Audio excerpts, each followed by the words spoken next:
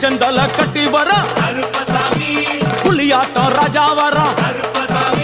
சபரிமலை காவக்கார அங்காரமாய் ஓடி வர தமிழ்நாட்டு எல்லையிலே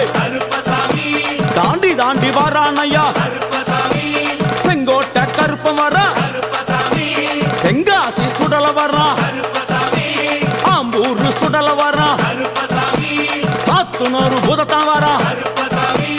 அங்காரமாய் வாரானையா அவேசமாய் வாராரையா